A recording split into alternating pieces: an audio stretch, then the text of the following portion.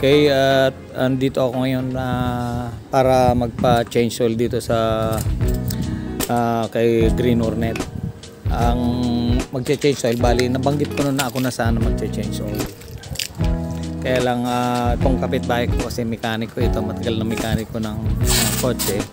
Sinuggest niya na siya na lang daw at meron na siyang meron na siyang sariling tindang langis at saka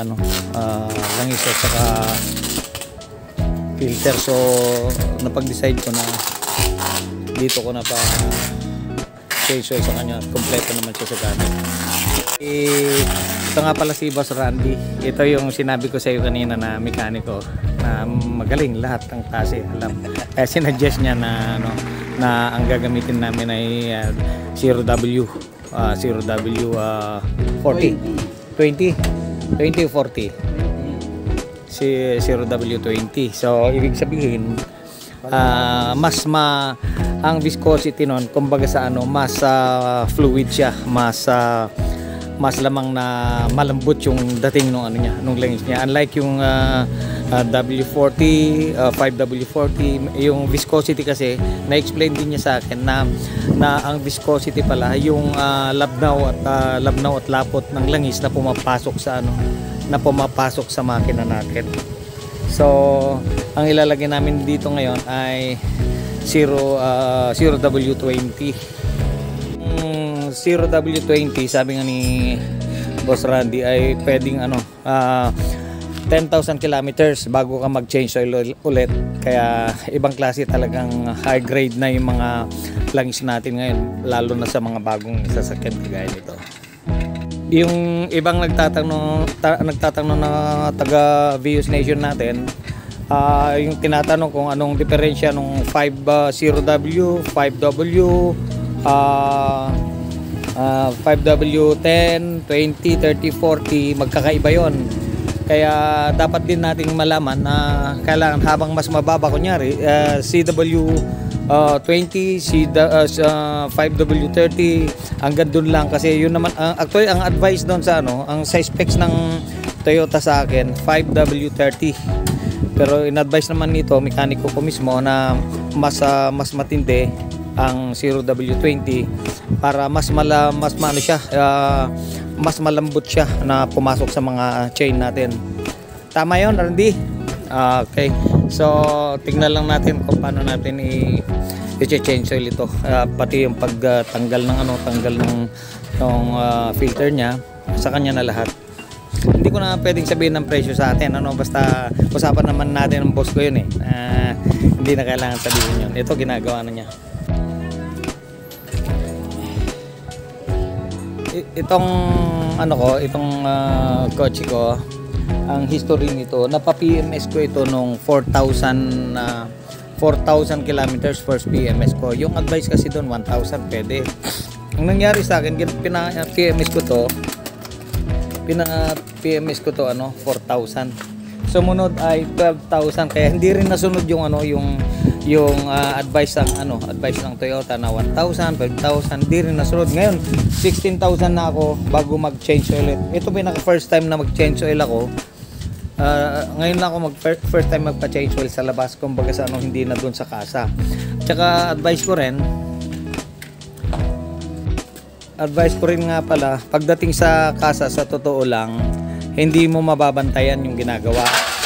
May mga result na lang doon yung ginawa nila pagkatapos nung ma-PMS. Kunyari nag-change oil, hindi mo alam kung totoong change oil. Ganun yun hindi mo alam kasi sa loob ng kasa marami mga mekaniko doon. Nakita nyo naman siguro yung mga sanay sa kasa. Kaya minsan mas maganda na sa labas dahil nakikita mo na yung ginagawa. Alam mo na yung nagagastos mo. Kung kahit gumastos ka, alam mo kung ano yung ginagamit, ano yung ginagawa.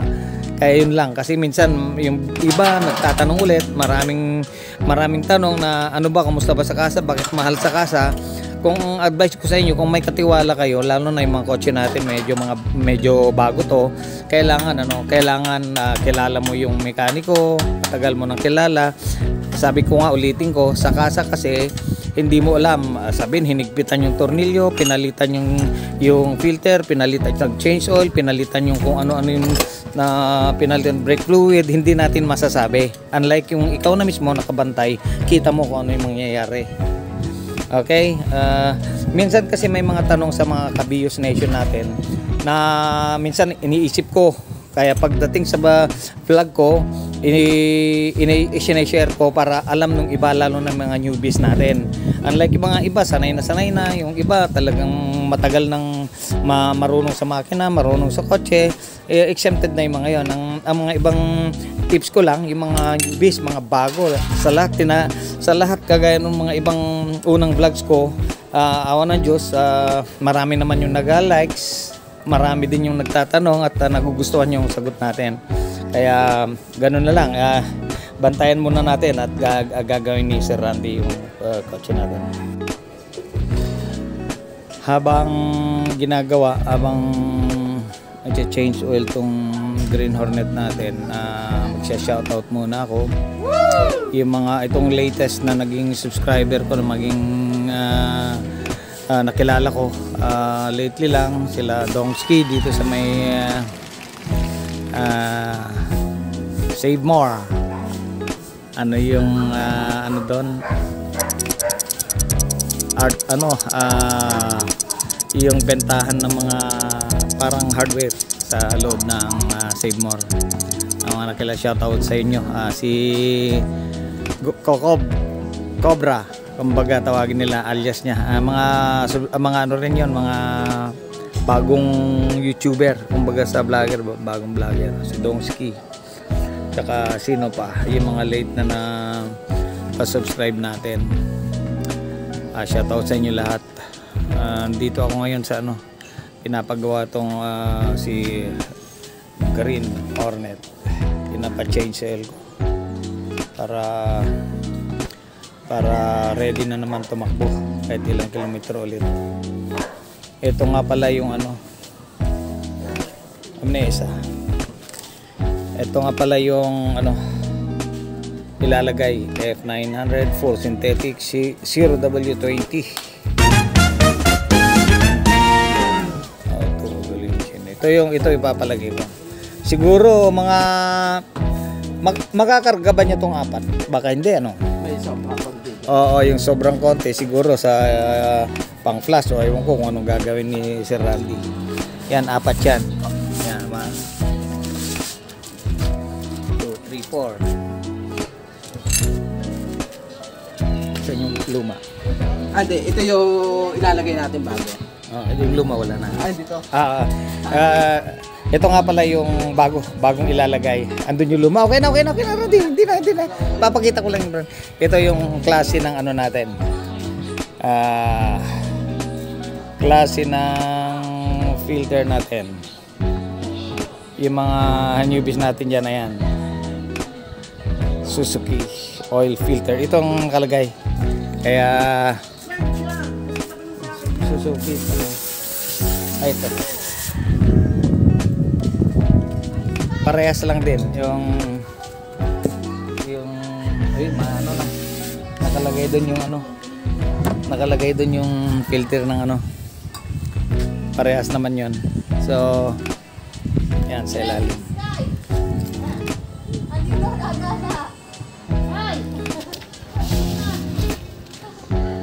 Yan, medyo dinadrain na. Sino pabili natin? Ano bang ininom natin? Tubig. Ito nga pala yung nabanggit ko rin sa unang vlog ko. Ito yung NS60 na battery ng battery ng Vios natin. Sometime nung January, hindi ko ma-start. Ang pagkaalam ko since June 2022, tama, June 2022, wala pang 1 year. Parang na to, hindi ko na ma-start, tumutunog lang, gumaganon lang. Ang ginawa ko, tinanggal ko pareho bago ko ibinalik, parang reset. Kaya yun din ang itinuturo ko sa mga newbies at na-advise din ng mekaniko ko si Randy, na minsan hindi natin alam kasi una, ito tingga. ito bakal, hindi natin maiwasan nagkakaroon ng corrosion sa loob na hindi natin alam. Kaya in-advise din yan na kailangan na minsan tanggalin bago ibalik kung dumating yung mga pagkakataon na alam yung malakas pa yung battery at nagano lang, tumutunog lang ng lumalagatik lang. Sana maintindihan ng mga newbie natin na inaabutan ng ganon. Kung alam nyo na yung baterya nyo N40, N60 o 1SM na alam yung kalakasan pa, tanggalin nyo tapos ibalik ito. Disconnect and connect ang gagawin nyo. Sana marinig ng ibang newbies yung mga ito sinasabi ko, malaking tulong po yung advice natin na yon. Maging N40, N60. Tsaka kung may tester kayo, kung familiar kayo sa tester volts DC, misure nyo, malalaman nyo kung dapat mag-exceed na 12 volts. Hindi pwedeng 12 volts lang ito. Kung 12 volts lang, ibig sabihin mahina na ang baterya. Kailangan 12.50, 12.40 siguro pataas, ganon. Pero kung 12 volts lang, talagang mahina na, palitin na. Okay? Pero kung ang tinatakbo mo yung mga 10,000 pataas pa lang, ano pa yan, maganda pa ang... So, ganun pala. Hindi pala tayo dapat mag-flashing pag nag-change oil. Pagka less than 30,000 pa lang natatakbo ng makina natin. Yun ang advice ng mechanic natin.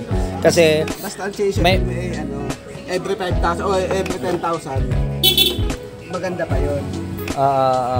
Every 5,000. Kasi nga daw, ang disadvantage ng magpa-flashing ka na maaga pa, kumbaga sa ano yung regular flashing mo, nawawala yung mga langis. O yung lubrication ng mga bearing. Okay, nawawala totally mga lubrication ng mga bearing at malalagyan uli ng panibago. Kaya ang advice ng mekaniko ko, magaling ito ng mekaniko, na kailangan mag-flashing ka kung ang tinakbo mo na ay 30,000 kilometers pataas.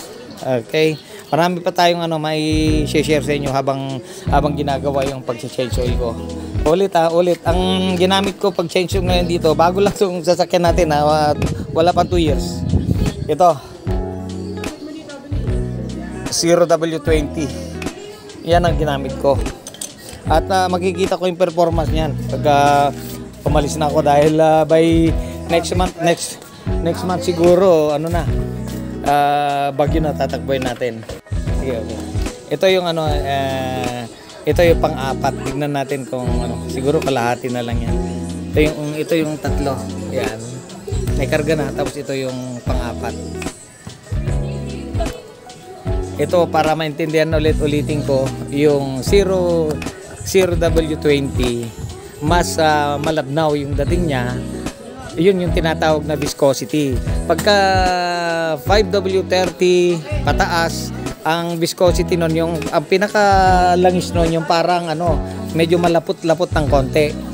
Kaya meron tinatawag kasi na temperature sa mga nakuha yan sa ibang lugar, na-adapt sa ibang lugar yung mga klase ng makina, klase ng temperature, kaya pinagsama nila.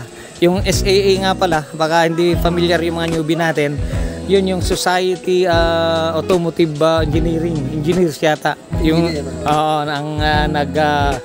nag-invento yung ganitong klase ng mga kaya yung WI winter, kumbaga sa kalamigan na panahon. Kaya pagka ang oil mo ay medyo malapot siya, ba yung malapot? Yung mataas, W40 o 40. Pagka winter yon, ang disadvantage nun, medyo mahirap i-start. Kasi nga, yung langis nun, medyo malapot-lapot ng konti. Unlike yung 0 o kaya 5, malabnaw yung niya, yung langis niya, kaya madaling i-start. Eto, start natin, Try natin start. Okay.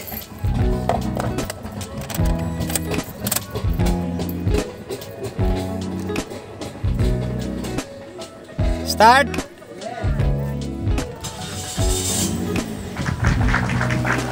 Oh. Parang pumino Parang pumino Bumaba yung niya, Randy. Bumaba yung RPM. Ganyan talaga yan. Parang bumaba ng konti. Kasi 800 dapat eh. Pero bumaba siya, di okay lang. Tingnan nyo first time. Bumaba ng ganyan yung ano natin. Bumaba ng ano. 800, 900 yung ano. Ito parang 7 eh. Wala, konti lang. 7 siguro. Konti lang. Konti lang ibinaba. Tsaka ito pa lang. Tunog pa lang ngayon. Medyo nag-iba na. Yung bago ko i-change oil. At tsaka ngayon. Ganito. Ito. 2 years na to. Pakinggan nyo. Parang wala talaga. Kaya pasasalamat ko rin sa viewers natin. Alaga lang natin eh. Alagaan din tayo. At saka baka meron dyan malapit dito sa Golden City. Gusto nyo pasyalan dito una ako, Sir Jerry Calub. Pasyalan nyo ako. At gusto nyo makilala si Randy. Matagal na ito. Tumanda na itong pagmimekaniko. Pero bata pa siya. Ayan siya. Pwede nyo pasyalan at magpa-change oil, magpagawa ng makina kahit na luma na yung makina nyo. Pasyal kayo rito at sasamahan ko kayo. Napaka ano to, yung wala kang masasabi rito. Wala kang perang dala, babalik ka, pwede. Ako na magsabi. Pagka wala kang dala at kailangan mo magawa at ayusin mo lang, napakaayos na bata to. Ako na magsasabi. Noon ko pa kakilala ito. Halos 30 years na nakakilala ko to. So tapos na. Pakita tayo ulit. Pakita natin lang. Ano no? Patay mo muna. Patay. Okay, parang bagong sasakyan ulit. Ito yung advice niya, saglit lang ang pag-change oil. Di tinanggal yung luma, tinanggal dun sa oil nut niya sa ilalim. Drain plug. Pagka tulo na wala na siya, naubusan na tulo, isinara niya, change oil agad. Hindi na raw kailangang i-flashing, hindi na raw kailangang patagalin pa yung tulo. Hindi na, outright ginawa na niya ulit. Wala pang halos 1 oras, gawa na namin. Kaya ganun, dapat masundan din natin yung mga ka-BIOS Nation natin dyan na bago pa lang din na may sasakyan. Kaya hindi tayo mag-alintana na paano kayo pag-change oil. Kung pa-change oil ko to, matagal ba? Saglit lang ginawa ito. At 3.5 liters lang yung inilagay. Saglit lang, wala pang 1 oras, gawa na. Yun lang, mamaya may konsyerto kami siguro. Meron yatang magre-regalo ng bibi na adobo. Titingnan natin kung ano mangyari. Okay, ito natapos na rin yung yung ano tawag yun, Randy? PMS. Ito si Boss Merrick, Boss Randy. Siyempre, ang boss ko yan. Wala na ibang boss kung hindi yan. Si Boss Mariano. Tropa natin pare-pareho yan. Ngayon, tapos na yung PMS ko. Gusto ko lang ipakita na naging happy ako at natapos na maayos yung PMS ko. Ito yung mga tropa natin. Kaya nabanggit ko kanina na pag gusto nyo magpa-PMS, magpagawa ng sasakyan nyo dito sa Golden City, punta kayo rito, hanapin nyo lang. At saka may problema kayo sa pintura o kaya sa basketball, may problema kayo sa basketball na kailangan nyo madaya o mandaya kayo, kompleto kami rito. Kaya Mambalya. Oo, kaya Mambalya nandito. Hindi. Kidding aside, andito yung anak ni Paring June, kumpare natin, na mabait na bata na kukuha sa atin para dito sa last portion ng pagpapimes natin. Sige, okay. Kuha na naman. Ito yung bunga ng pagpapimes ko. Ito yung mga tropa natin. Buha pa. Ito yung mga tropa natin na hindi tayo makakalimutan. Kaya yung mga gustong magpapimes, magpagawa kahit anong related do sa mga sasakyan, dito lang kayo. Pintura ng sasakyan, kompleto dito sa atin. Okay? Maraming salamat. At ito na nag-close yung video ni Sir J. At pasalamat din ako sa cameraman natin, camera child natin, na sana lagi kayong nakasubaybay dito sa vlog ni Sir J. Thank you very much.